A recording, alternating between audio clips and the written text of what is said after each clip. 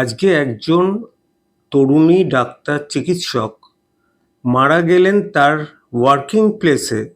সেখানে প্রথম ৩-৪ ঘন্টা যে প্রশাসনিক ব্যবস্থা নেওয়া হয়েছে সেটা তো লুকোনোর চেষ্টা ছাড়া আমি তো কিছু বলবো না। আর ১২টা ২৪-এ কেউ মৃত্যু যদি বলে থাকে, কারণ তার আগে আমার কাছে অন্তত খবর চলে এসেছিল যে আরজি করে এই ঘটনা ঘটেছে, সেটা আমি কিন্তু দিল্লি থেকে পেয়েছিলাম এবং সেটাকে সুইসাইড বলে চালানোর চেষ্টা করা হচ্ছে, কিন্তু এটা তা নয়, রেপ এবং মার্ডার কেস। এটা কিন্তু আমি কলকাতার কোনো কারোর কাছ থেকে পাইনি, আমি দিল্লির এমসের থেকে আমি হোয়াটসঅ্যাপটা প্রথম পাই। যারা বহুদিন ধরে এই দোষীদের, যাদের আশ্রয়ে দোষীরা এতটা বারবারন্ত হয়েছে, তাদের প্রত্যেককে ধরতে হবে। নয়তো একটা গভর্নমেন্ট মেডিকেল কলেজে, যেটা আমরা সবচেয়ে সেফ বলে মনে করি আমরা যখন পড়তাম, রাতে 2-3টে অন কলে যেতাম, সেই জায়গায় যদি একজন এরকমভাবে রেপ এবং মার্ডার হয়, এটা তো প্রশাসনিক অবক্ষয়েরই বহিঃপ্রকাশ। এভিডেন্স যদি ট্যাম্পার হয়ে থাকে প্রথম ৩-৪ ঘন্টায়, যেটা জুনিয়র ডাক্তাররা কেন, আমরা সিনিয়র ডাক্তাররাও বারবার এক কথা বলছি যে দোষীদের ঢাকতে এত চেষ্টা করা হচ্ছে কেন? দোষী কি এমন বিরাট মহাপ্রভু যে দোষীকে ঢাকতে হচ্ছে? ধরা পড়ার তো আমি লক্ষণও দেখছি না। প্রতিদিনই সিবিআই ওখানে উনি হাজিরা দিচ্ছেন, আবার সিবিআই থেকে ফেরত আসছেন। এটা তো বেশ অদ্ভুত ব্যাপার। কারোর কি কোনো চেষ্টা নেই? কেউ কি বুঝতে পারছে না জনগণ ফুঁসছে? এবং এই জনরোষ যদি ফোসে, কোনো রাজনৈতিক দলের কিন্তু সাধ্য নেই, সে সিপিএম হোক, বাম হোক, রাম হোক, কারণ নেই, তৃণমূল হোক, কারণ নেই। এটা জনরোষ যদি আসতে পড়ে কি হয় আপনারা বাংলাদেশেই দেখেছেন। দেখুন, ডাক্তাররা ইউনাইটেড, ডাক্তাররা ভয় পায় না। কিসের ভয়? যারা প্রাইভেট সেক্টরে আছে তারা চেম্বার করবে, যারা গভর্নমেন্ট সেক্টরে আছে তারা কাজও চালাচ্ছে, প্রতিবাদও করছে। খুব কম ডাক্তারই কিন্তু স্পাইনটা বিকিয়ে ফেলেছে শাসক দলের কাছে। আমরা ডাক্তার হিসেবে এটুকু বলতে পারি যে ডাক্তাররা ইউনাইটেড, তাদের ভয় দেখিয়ে, তাদের ধমকি দিয়ে কাজে ফেরাতে পারবেন না। উনি কেন প্রিন্সিপালকে একবার আরজি কর থেকে আবার ন্যাশনালে, উনি তো ইচ্ছা করলে তার এগেনস্টে এফআইআর করতে পারতেন। জুনিয়র ডাক্তারদের এফআইআর করলে ফার্স্ট ইনফরমেশন রিপোর্টে যদি না হয়, পাসপোর্ট ভিসা পেতে সমস্যা হবে, পাবে না বলে আমার তো মনে হয় না। এখন কারোর যদি গন্ডারের চামড়া হয়, চোখ থেকেও না দেখতে পায়, আমি কি করে চোখের দৃষ্টি ফেরাবো, আর কি করেই বা চামড়াটাকে পাতলা করব? এটা তো আমার কাছে বহু পেশেন্ট বলেছে যে ডানলপে নাকি সভা হয়েছিল, তাতে বিধায়কের উপস্থিতিতেই একটা স্টেথোস্কোপ নিয়ে বলেছে, এক হাতে স্টেথোস্কোপ আরেক হাতে কাস্তে নিয়ে যে ডাক্তারবাবু করছে তাকে রাজনৈতিকভাবে মোকাবিলা করা হবে।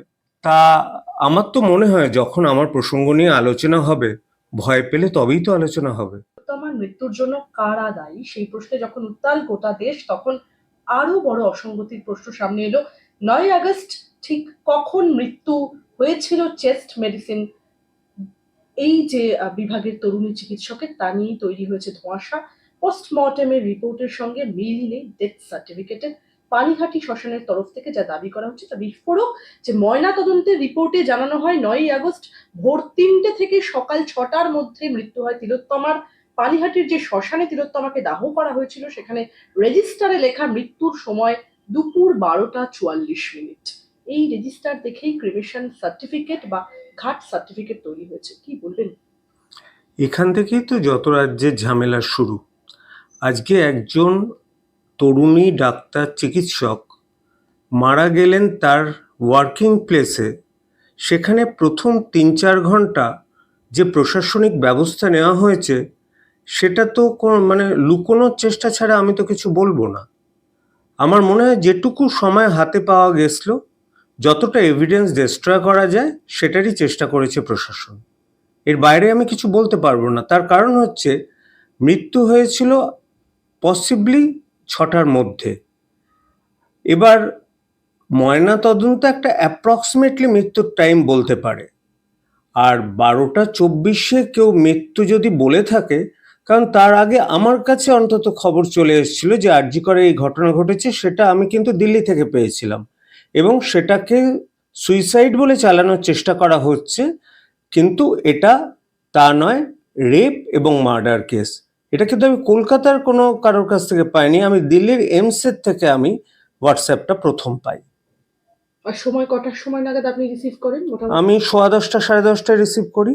একদম। তার মানে তখন কিন্তু হোয়াটসঅ্যাপ গ্রুপে ছড়িয়ে গেছিল। স্যার, এরপরে একটা কথা তো বলতেই হয় যে এই প্রসঙ্গে এই অসঙ্গতি নিয়ে অভিযোগ করেছেন খোদ তিলোত্তমার বাবা মাও। মৃত চিকিৎসকের বাবা বলছেন যে আমার মেয়েটার ধর্ষণ আর খুনের পেছনে রয়েছে অনেক বড় চক্রান্ত, ব্যাপারটাকে অন্যদিকে ঘুরিয়ে দেওয়ার জন্য এই চক্রান্ত। কি বলবেন? দেখুন, একটা কথা হচ্ছে, নাটশেল আমরা চাই উই ওয়ান্ট জাস্টিস। জাস্টিস কার এগেনস্টে? যে দোষী তারা এবং দোষীদের মাথা যারা তারা। শুধু দোষীকে ধরলে হবে না, দোষীদের ধরলে হবে না, যারা বহুদিন ধরে এই দোষীদের, যাদের আশ্রয়ে দোষীরা এতটা বারবারন্ত হয়েছে, তাদের প্রত্যেককে ধরতে হবে। নয়তো একটা গভর্নমেন্ট মেডিকেল কলেজে, যেটা আমরা সবচেয়ে সেফ বলে মনে করি আমরা যখন পড়তাম, রাতে 2টো 3টে অন কলে যেতাম, সেই জায়গায় যদি একজন এরকমভাবে রেপ এবং মার্ডার হয়, এটা তো প্রশাসনিক অবক্ষয়েরই বহিঃপ্রকাশ। আজিকরের জুনিয়র ডাক্তারদের বয়ান অনুযায়ী সেদিন নীল রঙের ম্যাট্রেসের ওপর ছিল তিলোত্তমার শরীর, এবং তার শরীরের ওপরে ছিল নীল রঙের চাদর। সেমিনার রুম অর্থাৎ প্লেস অফ অকারেন্সের একটি ছবি এখনো পর্যন্ত সোশ্যাল মিডিয়ায় প্রকাশ্যে এসেছে। সেখানেও দেখা যাচ্ছে যে নীল রঙের চাদর, কিন্তু যখন বাবা মা তাদের মেয়ের দেহ দেখতে পান, বদলে গিয়েছিল চাদরের রং। তিলোত্তমার বাবা মায়ের দেওয়া বয়ান অনুযায়ী চাদরের রং ছিল সবুজ। হাসপাতাল থেকে ফোন পাওয়ার পর 12টা 10 মিনিটের মধ্যেই সেদিন হাসপাতালে পৌঁছে গিয়েছিলেন তিলোত্তমার বাবা মা, কিন্তু মেয়েকে দেখতে পেয়েছিলেন দুপুর 3:30টায়। প্রশ্ন হলো, তাহলে মাঝের সময় কি কেউ চাদরটা বদলে দিল? কি বলবেন প্রতিক্রিয়া? এটা দেখুন, বিচার বিভাগের আন্ডারে সিবিআই তদন্ত করছে, ওরা ঠিকই ব্যাপারটা ধরতে পারবে। সিবিআই এত বোকা নয়। এবং যদি সত্যি চাদরের রং বদলে থাকে, তাহলে নিঃসন্দেহে কেউ বদলে দিয়েছে। এবং তার সাথে এটাও বুঝতে হবে, যদি বদলানো হয়ে থাকে, প্রচুর এভিডেন্স ট্যাম্পার করা হয়েছে। তার কারণ, যে শ্বাসরোধ করেছে, শ্বাসরোধের তো একটা চিহ্ন আছে ফরেন্সিকে, তাহলে সে হাতের ছাপগুলো কোথায় গেল? সে হাতের ছাপ তো ধরা পড়লো না। বা পায়ের ছাপ, যেগুলো আমরা জানি সাধারণভাবে, আমি যখন এমবিবিএস এ ফরেন্সিকে পড়ি এটুকু জানি যে এইগুলো দেখে কিন্তু আমাদের টিচাররা বলতেন যে অনেক ক্ষেত্রেই খুনিকে ধরা যায়। কিন্তু এভিডেন্স যদি ট্যাম্পার হয়ে থাকে প্রথম 3-4 ঘন্টায়, যেটা জুনিয়র ডাক্তাররা কেন, আমরা সিনিয়র ডাক্তাররাও বারবার এক কথা বলছি, যে দোষীদের ঢাকতে এত চেষ্টা করা হচ্ছে কেন? দোষী কি এমন বিরাট মহাপ্রভু যে দোষীকে ঢাকতে হচ্ছে? যে দোষী তাকে তো দোষী বললেই ব্যাপারটা মিটে যায়, এতদিন তো চলে না ব্যাপারটা। আচ্ছা, সব থেকে বিস্ফোরক এবং সব থেকে গুরুত্বপূর্ণ যে প্রশ্নটা করতেই হবে সেটা হলো, কেবল চাদরের রং নয়, বডির পজিশনিং। বডির পজিশনও দুক্ষেত্রে দুরকম। তিলোত্তমার বাবা বলছেন যে পা গুলো ছড়ানো ছিল, দুটো পা গদির ওপর ছিল, কিন্তু তোমাদের ছবি, প্রসঙ্গত আমি এখানে বলে রাখি, সোশ্যাল মিডিয়ায় যে ছবিটি ভাইরাল হয়েছে সেই ছবিটিকে রীতিমতো কোট করে তিনি বলছেন, কিন্তু তোমাদের ছবিতে দেখছি একটা পা ম্যাট্রেসের বাইরে ডায়াসের ওপর রয়েছে। নিশ্চয়ই আমার মেয়ের দেহ কেউ সরিয়েছে। এ তো ভয়ঙ্কর অভিযোগ। এটা আমার মনে হয় সিবিআই ধরতে পারবে। আর যদি সত্যি এটা হয়, তাহলে তো প্রমাণ লোপাটের চেষ্টা ছাড়া আমি কিছু বলতে পারবো না। একদমই। আর 16 দিন পেরিয়েও রহস্য কাটল না, প্রশ্ন অনেক, সূত্র অধরা। নিগৃহীতার মায়ের প্রশ্ন, আর কত সময়? কি বলবেন? 16 দিন নয়, আমি একটু চেঞ্জ করে দিই, প্রায় 20-21 দিন হয়ে গেল, 9 তারিখে হয়েছে। এটা শুধু নিগৃহীতার মা নয়, আমাদের পুরো বাংলা, পুরো ভারত এবং ইন্টারন্যাশনাল সোসাইটি জানতে চাইছে যে কি এমন রয়েছে যে কলকাতার মতো একটা শহরে একজন মারা গেল, রেপ অ্যান্ড মার্ডার। আমি ধরলাম প্রথম 2 দিন ছিল বা 5 দিন ছিল কলকাতা পুলিশের আন্ডারে, তারপর সিবিআইয়ের আন্ডারে, যার আন্ডারেই থাক না কেন, ধরা কেন পড়বে না? এবং ধরা পড়ার তো আমি লক্ষণও দেখছি না। প্রতিদিনই সিবিআই ওখানে উনি হাজিরা দিচ্ছেন, আবার সিবিআই থেকে ফেরত আসছেন। এটা তো বেশ অদ্ভুত ব্যাপার। মানে কারোর কি কোনো চেষ্টা নেই? কেউ কি বুঝতে পারছে না জনগণ ফুঁসছে?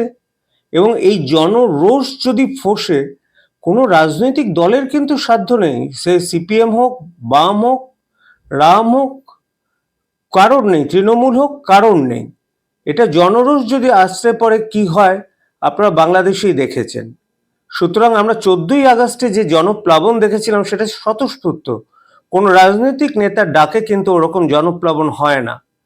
আমরা যদি এরকম ব্যাপারটা চলতেই থাকে আরেকটা জনপ্লাবন দেখতেই পাবো, সেটা ফিউচারই বলতে পারবে।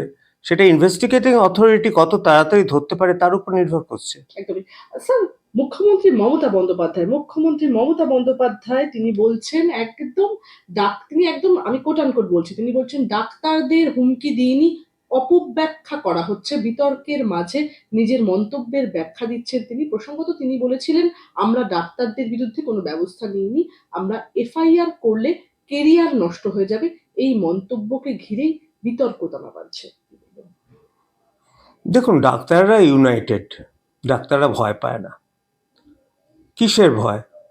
যারা প্রাইভেট সেক্টরে আছে তারা চেম্বার করবে, যারা গভর্নমেন্ট সেক্টরে আছে তারা কাজও চালাচ্ছে, প্রতিবাদও করছে। খুব কম ডাক্তারই কিন্তু স্পাইনটা বিকিয়ে ফেলেছে শাসক দলের কাছে।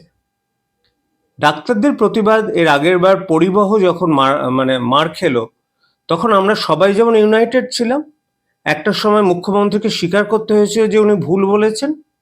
এক্ষেত্রেও কিন্তু স্বীকার করতে হবে যে অ্যাডমিনিস্ট্রেশন ফেলিওর হয়েছিল সেদিন, যেটা আমরা সবাই জানি।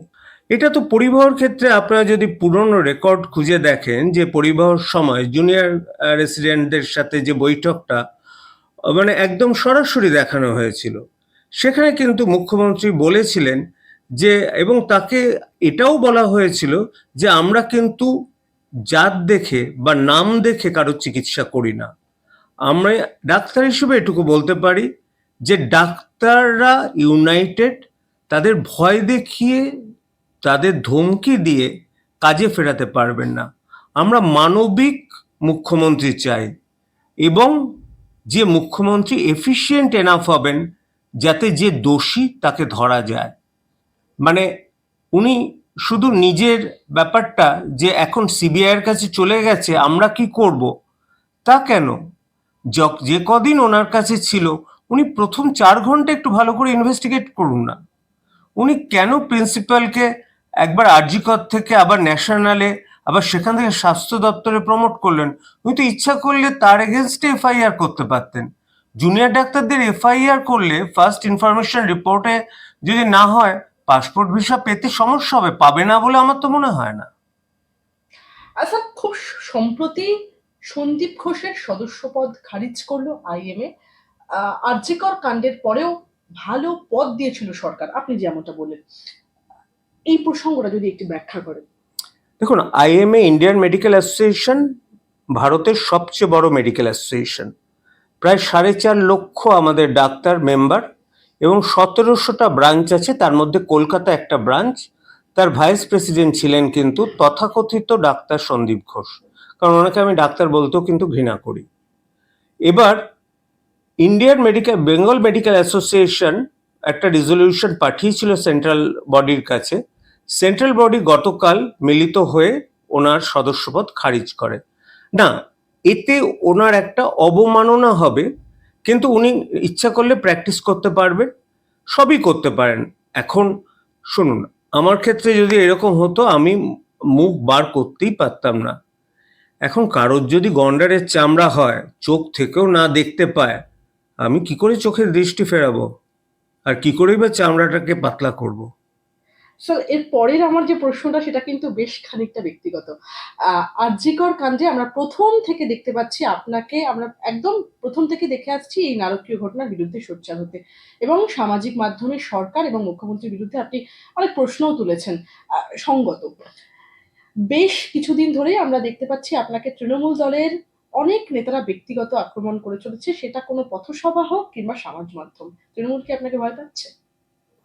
জানি না, তবে এটা তো আমার কাছে বহু পেশেন্ট বলেছে যে ডানলপে নাকি সভা হয়েছিল, তাতে বিধায়কের উপস্থিতিতেই একটা স্টেথোস্কোপ নিয়ে বলেছে, এক হাতে স্টেথোস্কোপ আরেক হাতে কাস্তে নিয়ে যে ডাক্তারবাবু করছে তাকে রাজনৈতিকভাবে মোকাবিলা করা হবে। কিন্তু ব্যক্তিগত স্তরে যদি বলা হয়, তৃণমূলের অনেকেই কিন্তু আমার পেশেন্ট, এবং পেশেন্ট ডক্টর রিলেশনশিপের মতো তাদের সাথে আমার খুব ভালো রিলেশন আছে। তা আমার তো মনে হয় যখন আমার প্রসঙ্গ নিয়ে আলোচনা হবে, ভয় পেলে তবেই তো আলোচনা হবে। ভয় না পেলে আলোচনা করবে কেন? ইগনোর করতো। দোষীর ফাঁসি চেয়ে এবার লাগাতার পথে তৃণমূল। মুখ্যমন্ত্রীও ফাঁসি চাইছেন দোষীদের। ধর্ষণের সাজা ফাঁসি।